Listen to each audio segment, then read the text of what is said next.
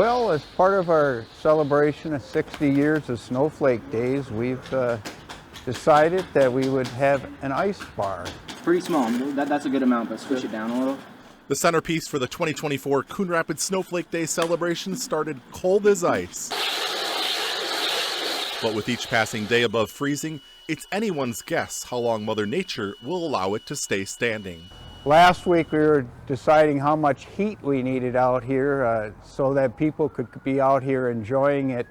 And now we're in a situation where we're afraid it might get a little too warm. The ice bar is located at the Chanticleer Pizza Grill in Coon Rapids and is just one of the many locations hosting Snowflake Days activities. There's a big list of events this year and a lot of great activities, something for all ages. So we really encourage you to take a look at that. The Coon Rapids Snowflake Days celebration runs from January 27th through February 11th. For complete details, log on to coonrapidssnowflakedays.com.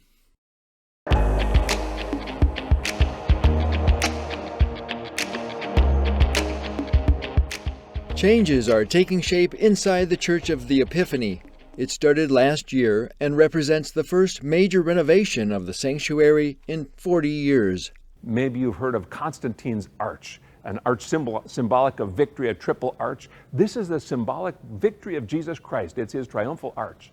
We have the saints, followed by the angels above them, and then God the Father on top.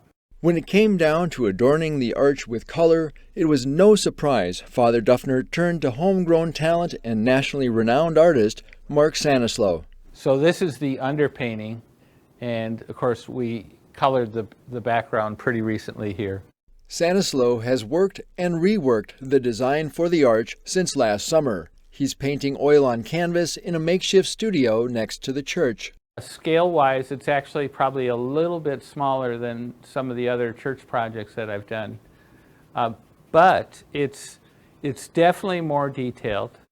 Due to the scope of the project, Sanislow brought in a team of artists, including Archie Page, to help move things along. So Archie's been doing a lot of the painting right alongside me, and we've been sort of developing, a lot of the art together. Artist Andrea Goldberg is working on the symbols which represent the 12 apostles. The artwork that Andrea is working on right now will be some of the more color, more detailed design to go inside some of those embellishments. In the coming months, there will be 2 more murals added on either side of the main arch. So we've got the wedding at Cana and the baptism in the Jordan. So far, Sanislow and his team have spent over 1,500 hours on the project. The saints will take on even more color in the studio before they're moved into the sanctuary. So I would say 2 to 3 weeks. Scaffolding goes in. We wallpaper this up. And then I figure we have another 2-3 months of painting on the actual wall.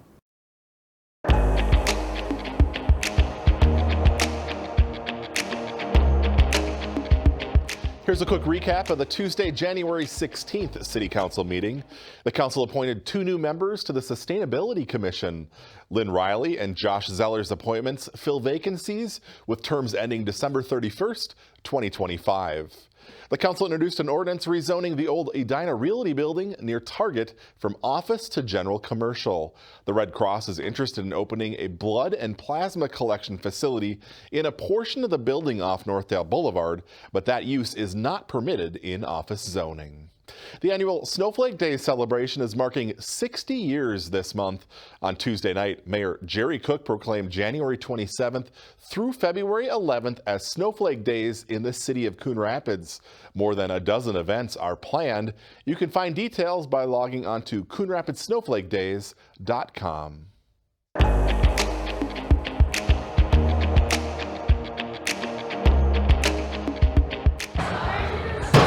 We're super excited to be here. Stumpy's Hatchet House, Coon Rapids, opened its doors Thursday night to friends and family.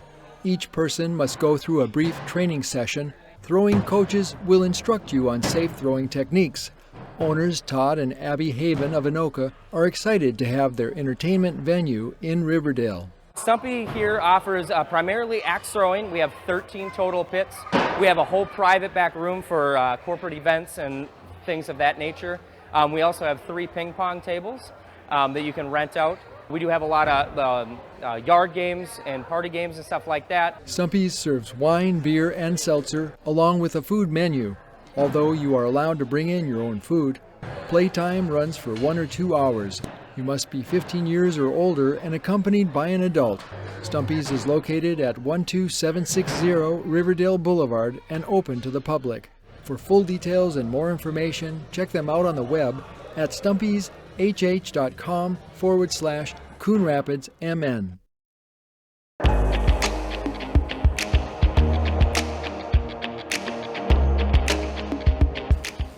I do solemnly swear. That I will support the Constitution of the United States. Big changes for the Anoka School Board in the new year. On Monday night, 3 new board members took the oath of office. Linda Hochman, Zach Arco, and Michelle Langenfeld then took their seats and got to work for the organizational meeting. But the 6-member board didn't get far electing leadership for 2024, including a board chair. Each nomination for board chair failed on a split vote. And I will not accept that this is a divided board. This is our first meeting, folks, right? And although this is a little messy, and yeah, you could say we're divided on board chair, that is certainly true and evident.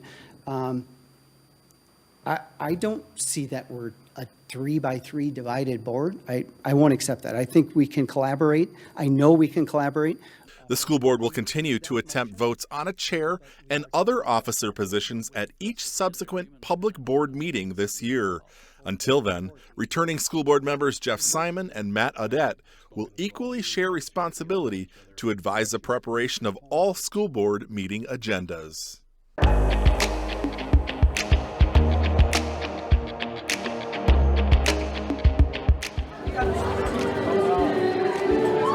An impromptu graduation ceremony on Tuesday morning brought cheers from Paladin students who lined the halls for graduating senior Trey Moore. This was his moment in front of the Paladin Wall of Fame. We try to individualize every graduation and every student feel that they get their moment of fame. Paladin Career and Technical High School is a public charter school which moved into Coon Rapids 2 years ago under the direction of school principal Brandon Waite. A number of our kids go on to 4-year universities, but maybe even a higher number go on to trade or community schools. Paladin's model of education puts relationships first, where students feel connected. The great thing about Paladin is that it gives us a lot of freedom to learn the way we want to learn and earn our credit the way that we want to learn it. And with that freedom comes great responsibility for each student to work on something meaningful. We're just giving him a little med check. This is the 9th year Paladin has run the animal sanctuary. One of our sanctuary mottos has been who rescues who. Paladin offers a number of internships students can take for those who are interested. We have students who are doing welding and auto tech and construction. They just love it. It gets them out of the building. Paladin student Solomon O'Connor got an internship with the landscape company Tree Trust and builds homes for Habitat for Humanity. Tree Trust has been a lot of fun, and they definitely are helping me open up doors for my future outside of Paladin. For those who want an alternate experience to a regular high school, Paladin challenges its students to join fellow alumni up on the Wall of Fame. We celebrate success, and success builds on success.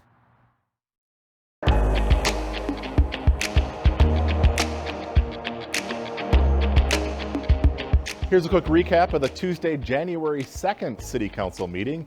The first meeting of the year always serves as an organizational meeting, and 2024 is no different. On Tuesday night, the City Council designated Time Saver Off-Site Secretarial Incorporated as Council Secretary for 2024, designated the Anoka County Union Herald as the official newspaper for legal notices, and designated U.S. Bank as the official depository.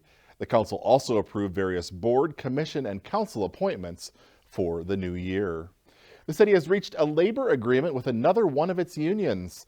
The new 2-year deal approved Tuesday night will give firefighters a 3.5% cost of living adjustment this year and again in 2025. Juneteenth was also added to the contract as an official holiday. Speaking of the fire department, firefighters are ringing in the new year in some new digs. Department staff began the move to the new Fire Station 3 this week, which is located across the street from Anoka Ramsey Community College. On Wednesday, staff held a special flag-raising ceremony at the new station to mark the occasion. Work still continues at the site and should be finished later this year.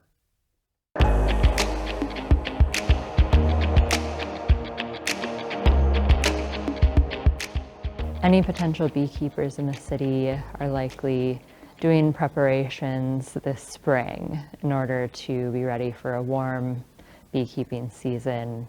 Last summer, the city of Coon Rapids completed a 2-year study on honeybees and what it takes to keep them. That led the city council to adopt a beekeeping ordinance in November. I think beekeeping will be a good addition to the city of Coon Rapids, and we are committed to making sure that this is rolled out in an organized and safe way for all of our residents. Many pollinators, like bees, are in danger. Allowing beekeeping in the city is a way to support honeybees so they continue to pollinate and produce the plants and foods we depend on. Olivia Doro-Hovland and the Community Development Team will open the permit process later this month on the city's website. All that anyone who's interested has to do is apply for a permit through the city and go through the inspection process and get the approval from us. There will be a one-time fee of $115 for residents to get started, and a key requirement will be proof of beekeeping coursework, which can be taken in person or online. The University of Minnesota Bee Lab has a great course, as does, I believe, the University of Pennsylvania.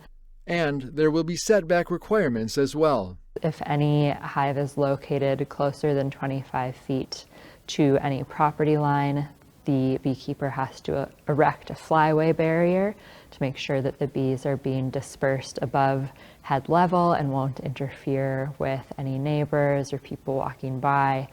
The ordinance aims to keep beekeeping safe for all residents. Beekeeping has been a success in many cities around the metro area, and we're excited to be the next one.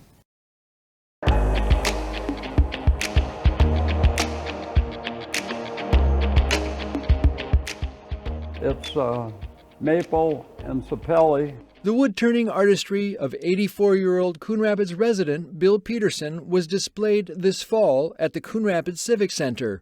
The octogenarian has been turning out a number of wood projects like this urn for the past 30 years. That's about 10 inches high, so you're only holding on 1/4 of an inch on the bottom, so it's hanging out there on the lathe, and it's spinning about 1,500 RPMs, so you hope it hangs in there.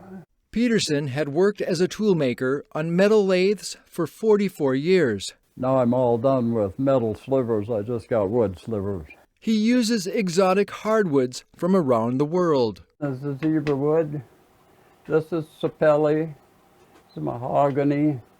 Some of his bowls come from a single piece of wood, but many are assembled from a number of segments of wood, which requires some math to turn out right. So we will cut each one on one side, that will be 15 degrees. It figures out 30 degrees if you divide 12 into 360. The segmented rings are then glued together and must dry before putting them on a lathe. But it's very time consuming. You have to watch the glue dry a lot. Today, Peterson's turning a Peruvian rosewood bowl. Bill doesn't think about the time he spends on each project. Rather, the 61 years of marriage he had with his wife Jeanette, who passed away in May. She was his final inspector. I was always happy if she said, "This one's mine," because that was a perfect one. We turn it up to fast RPM. Though he doesn't work on his projects every day, Bill spends as much time as he can in his shop.